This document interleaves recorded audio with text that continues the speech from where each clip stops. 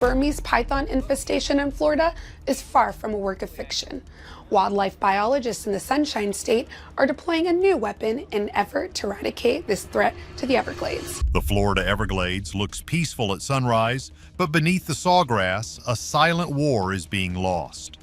For 30 years, officials threw everything they had at an invisible enemy. The Florida Fish and Wildlife Conservation Commission recently began training 2 dogs to detect a python scent and alert handlers when they've come across a snake. Hunters, thermal drones, and even trained dogs. But the enemy kept winning. But here's the catch. Just when hope seemed gone, scientists released a secret weapon into the swamp. They looked like rabbits. They moved like rabbits. But they were actually high-tech machines designed to deceive. And get this, in the first hour of their release, these robotic spies captured footage that didn't just solve a mystery, it revealed a nightmare that no one was ready to see. 1992, the year nature broke. At sunrise, the Florida Everglades glows like a living mirror. The sawgrass shimmers over slow water and herons stand still as statues. It looks like paradise. But here's the catch. Beneath that beauty lies one of the most devastated ecosystems in America. For decades, this vast wilderness has been under silent attack. The invader isn't a pollution spill or a new shopping mall. It is alive, coiled, and totally unstoppable. The Burmese python has turned Florida's wetlands into its own private empire. Basically, the invasion didn't begin as an accident of nature. It began as a human mistake. Back in the 1980s, the exotic pet trade was booming. People wanted these snakes because they were glossy, patterned, and looked cool in a glass tank. A baby python is small, manageable, and exotic. It was the ultimate status symbol for a certain type of collector. It's not that simple, though. Those pets grew. They didn't just get big, they got massive. Within a few short years, many of these snakes reached 15 to 20 feet in length. To put that in perspective, that is longer than a family sedan and thick enough to be mistaken for a tree trunk. That is strong enough to crush a deer or even an alligator. Owners who were not ready for that kind of responsibility and who certainly didn't want to feed a 20-foot monster live rabbits every week began releasing them. They dumped them into canals, tossed them into backyards, or drove them out to the edge of the swamp and let them go. They thought they were setting them free. In reality, they were setting a time bomb.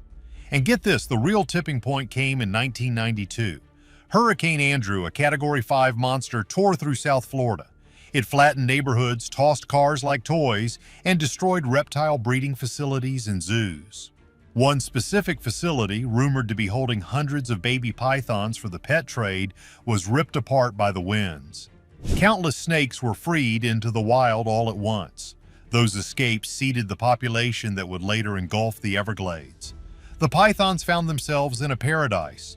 It was like they had won the lottery.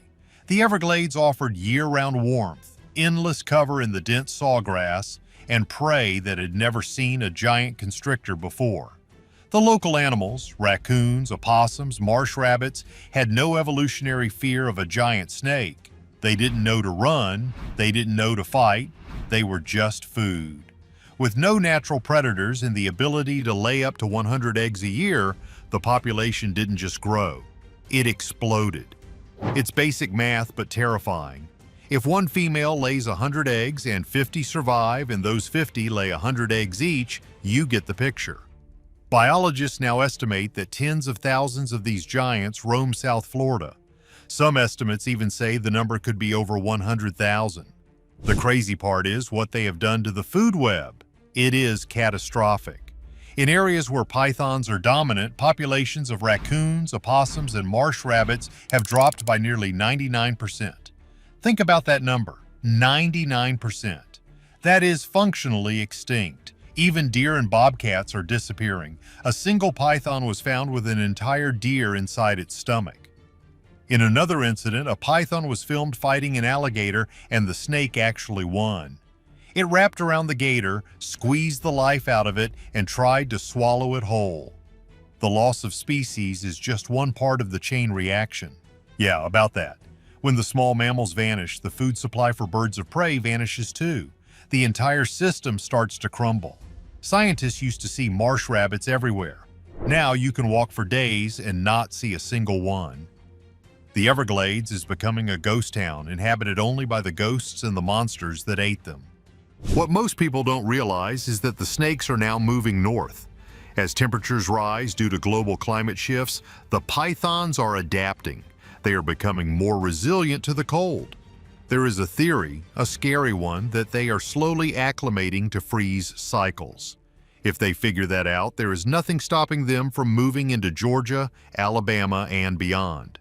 The Everglades might be the first place to fall, but it won't be the last.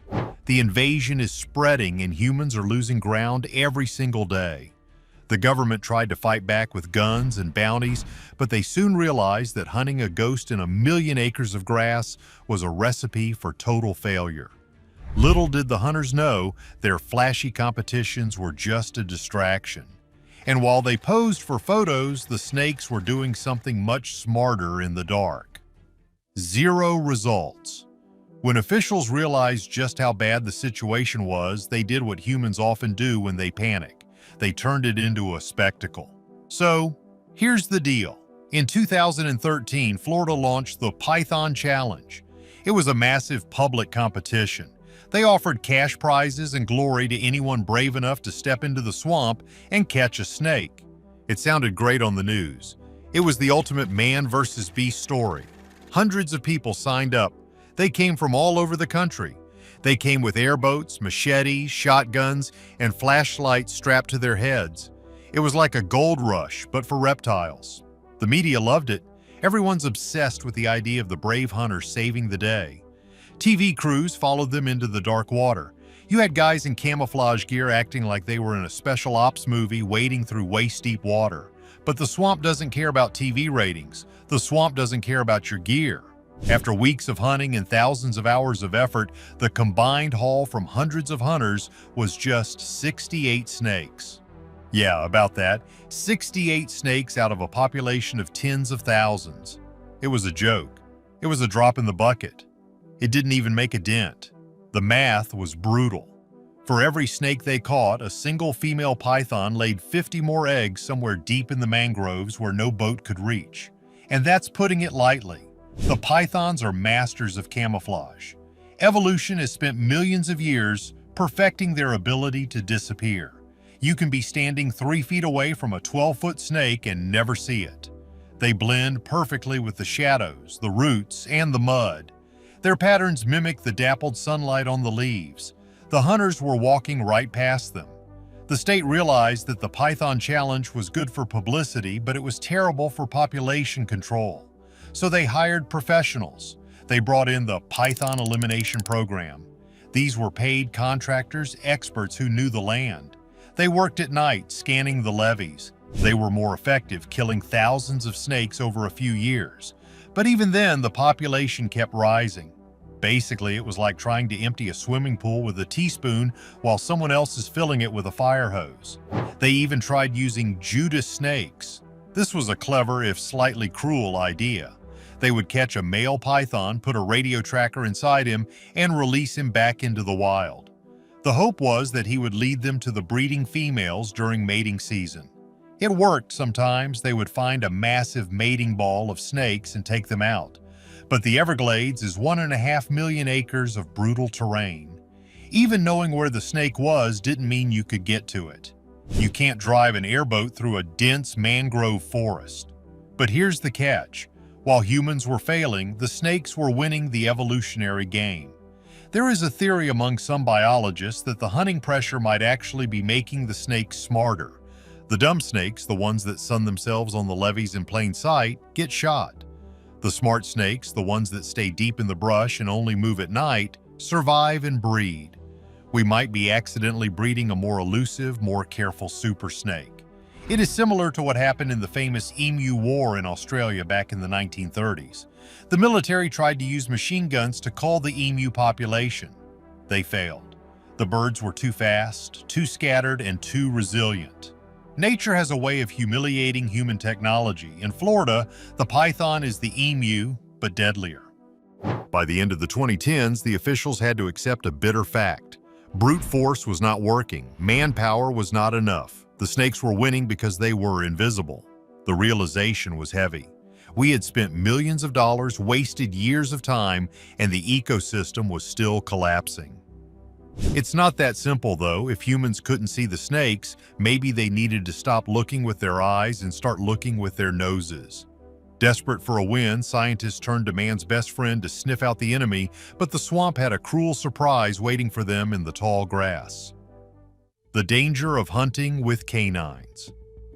Florida needed a new kind of hunter, one that didn't rely on sight. Enter Truman and Eleanor. Truman was a black Labrador and Eleanor was a Dutch Shepherd. They weren't just pets, they were highly trained biological weapons. And get this, they were trained to sniff out the specific musky odor of a Burmese python. The idea was brilliant. A snake can hide from a human eye, but it cannot hide its scent from a dog's nose. Pythons leave a chemical trail wherever they slide. They leave scent molecules on the grass, in the mud, and in the air. For months, trainers hid snakes in boxes and buried them under leaves to teach the dogs the game. When they released Truman and Eleanor into the wild, the results were instant. The crazy part is, the dogs were finding snakes that humans had walked right over. Eleanor would freeze, her nose pointing at a patch of empty grass. The handler would look and see nothing. But then he would dig a little and suddenly the scales would shimmer. The dogs were batting 1,000. They were finding pythons in minutes where biologists had searched for hours. They started mapping the nests. The dogs led them to clusters of eggs hidden deep in the brush. For a moment, it felt like the tide was turning. But here's the catch. The Everglades is a hostile place for a dog. It is not a park. It is a humid, wet, dangerous hellscape for a canine. First, there is the heat. A dog detects scent by panting and sniffing, but in 90-degree heat with 100% humidity, a dog can overheat in 20 minutes. They needed breaks constantly. They needed cooling vests. They needed gallons of water. Then there are the other dangers. The swamp is full of things that want to eat dogs. Alligators are everywhere. A dog splashing in the water is a dinner bell for a gator. Then there are the poisonous toads, the spiders, and the sharp sawgrass that can slice a paw open like a razor blade. The handlers had to keep the dogs on short leashes, watching every step. It was slow, dangerous work. It's not that simple, though. You can't scale this up. You can't release 1,000 dogs into the swamp without losing them to the dangers of the wild. It was a precision tool, not a mass solution. What most people don't realize is that the dogs revealed a pattern. The snakes weren't just random wanderers. They were setting up territories. They were organized. The data from the dogs gave the scientists a new idea. The snakes were driven by two things: mating and eating. This led to a wild theory discussion in the back rooms of the research centers. If the snakes were so driven by scent, could we manipulate that? We know they track prey by smell. We know they track mates by smell. The dogs were tracking the snakes, but what if we could make the snakes track us? Or rather, track a trap? There was also a concern, a whispered one, about the snakes adapting to the dogs. In other parts of the world, invasive species have learned to avoid the scent of their hunters. If the pythons realized that the smell of a Labrador meant death, they might start moving deeper into the water where the scent doesn't carry. The arms race between man and beast was getting more complex. The dogs proved one thing: the snakes were there, and they were everywhere. But we couldn't use dogs to clear the whole swamp. We needed something that could sit in the swamp for weeks, never sleep, never overheat, and never get eaten by an alligator. We needed bait. But not just any bait. To win the war, scientists proposed using live bait to lure the monsters out, but the backlash from the public forced them to invent something that had never existed before. How hunger became the weapon. Scientists knew that pythons loved marsh rabbits. It was their favorite meal. In fact, the disappearance of the marsh rabbit was the clearest sign that the pythons were taking over. So they asked a dark question: could we use live rabbits to lure the snakes into traps? They set up secure pens with live white rabbits inside. The rabbits were safe behind heavy wire, given food and water, but their scent drifted out into the swamp. Basically, it worked too well. In one study, a single rabbit pen attracted over 20 large pythons in just a few months. The snakes could smell the warm blood and the fur from miles away. They slithered right up to the cages, hungry and focused, only to be trapped or photographed.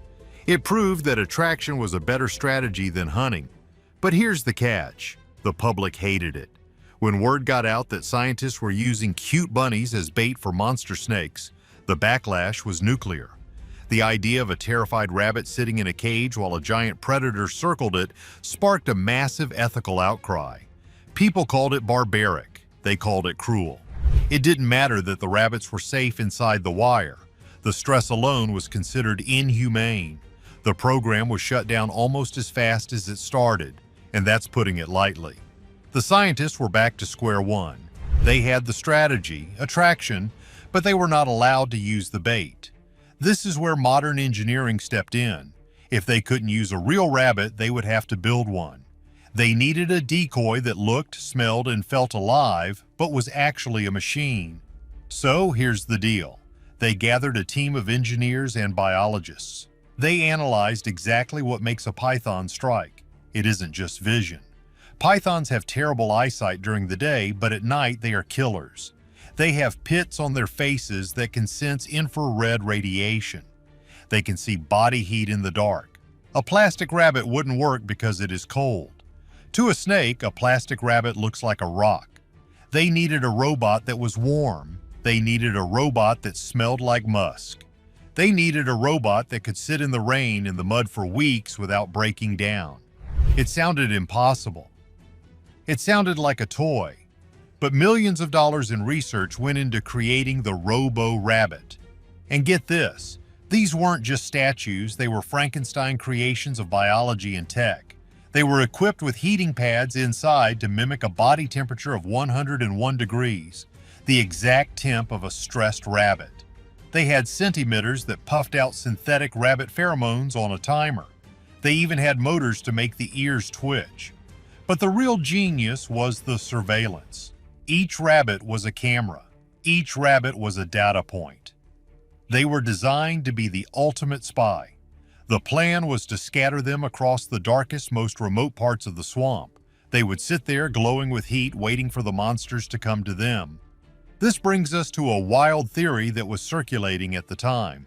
Some researchers worried about the super snake theory, the idea that the Burmese pythons in Florida were crossbreeding with African rock pythons, another invasive species found nearby. African rock pythons are meaner, faster, and more aggressive than Burmese. If they were hybridizing, we weren't just dealing with a pest, we were dealing with a new man-made apex predator. The robots were the only way to get close enough to find out without getting bitten. The engineering challenges were insane. How do you keep a battery running in the middle of a swamp with no power outlets? Solar panels. How do you keep the electronics from frying in the humidity? Military-grade sealing. How do you stop an alligator from eating the robot? You build a cage around it that allows the snake in but keeps the gator out. When they were finally ready to launch, no one knew if the snakes would be fooled. Would they taste the metal? Would they sense the electromagnetic field of the battery? Or was the python's brain so simple, so driven by instinct that it couldn't tell the difference between a heartbeat and a heating pad? As the first batch of robotic rabbits was activated in the dead of night, the sensors immediately picked up movement that would change our understanding of the infestation forever. Mapping the monster swarm. At sunrise, the team deployed the first wave. To the naked eye, they looked like harmless toys sitting innocently in the sawgrass. Soft synthetic fur, twitching ears, perfectly still against the backdrop of the waking swamp. But inside, these weren't toys. They were humming with military-grade power. Solar panels woven into the synthetic hide charged their batteries during the blistering heat of the day, and at night they turned into irresistible beacons of heat. They were Trojan horses designed for a war humans were losing. The crazy part is, the Everglades didn't wait. The scientists expected a slow start, maybe a few curious snakes investigating the new prey over a week or two. They were wrong. Within the first hour of activation, the entire network lit up. Back in the climate-controlled safety of the command center, screens started flickering with frantic alerts. The cameras mounted inside the eyes of the rabbits were triggering non-stop. It wasn't a trickle of data, it was a flood. Biologists watched in awe and then in horror as massive shapes emerged from the darkness on the grainy night vision feeds. The pythons were completely fooled. They saw the calibrated heat signature mimicking the body temperature of a living mammal and thought it was an easy meal. The footage was visceral. Some snakes struck the robots with blinding speed, wrapping their powerful coils around the metal bodies, trying to crush the life out of them. The sensors inside the robots recorded every single pound of pressure. The snakes would squeeze and squeeze, tightening their grip, confused why the rabbit wouldn't go limp, unaware that while they were trying to kill it, the machine was scanning their biometrics, logging their size, and tagging their location. But here's the catch. It wasn't just one or two snakes. The disturbing part that silenced the room was the sheer volume. The digital map of the Everglades on the scientists' main display began to bleed red. Dot after dot appeared, turning isolated sightings into a solid crimson stain. In areas where human hunters had walked for days and seen absolutely nothing, the robots were detecting dozens of snakes within a 50-yard radius. What most people don't realize is that this data revealed a terrifying reality about the swamp. The snakes weren't just in the bushes, they were everywhere. The infestation was 10 times worse than the worst-case scenarios projected by the state government. The robot showed that the pythons were moving in coordinated waves, hunting in areas that were supposed to be safe zones for native wildlife. It shattered the illusion of control. Basically, the swamp had been bugged. The robotic rabbits became the ultimate surveillance network. They created a dynamic heat map of the enemy. Now, instead of hunting blindly in the humid dark, the removal teams knew exactly where to go. They could see the hot spots in real time, but as the data piled up, the celebration turned into dread. This flood of new information led to a wild theory that is currently dividing the scientific community.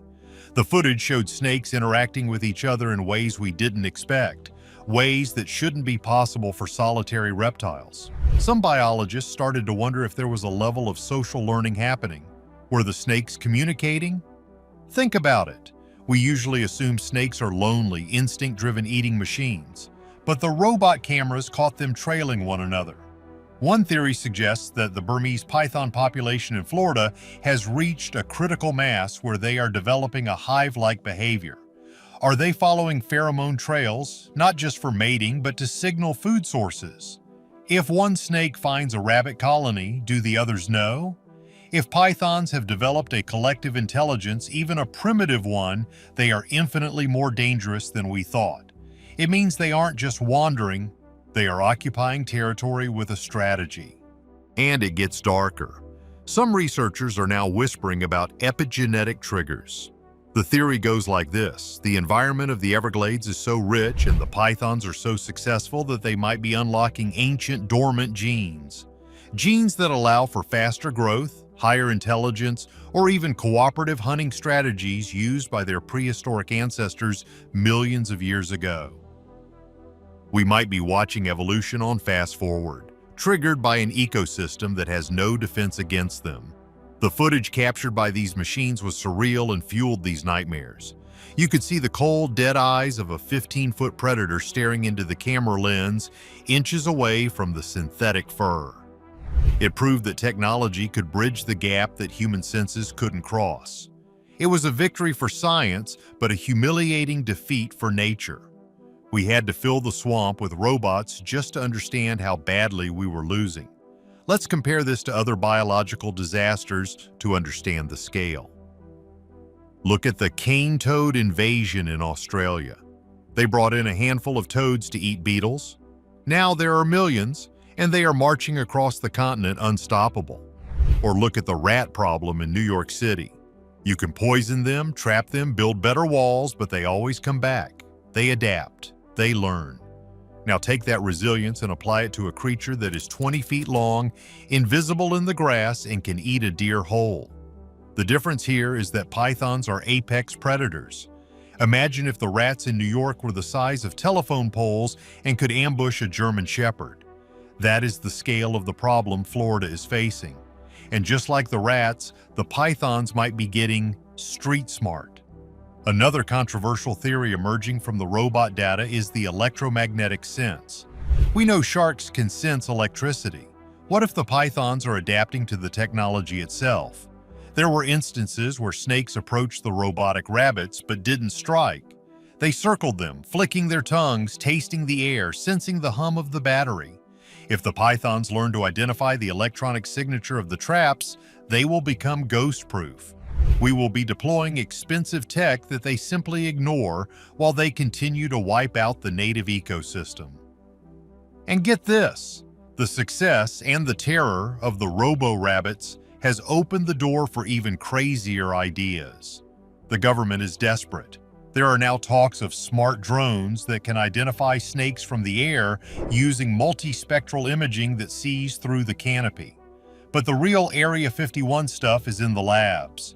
There are whispers of genetic modifications, creating a Judas snake carrying a designer virus.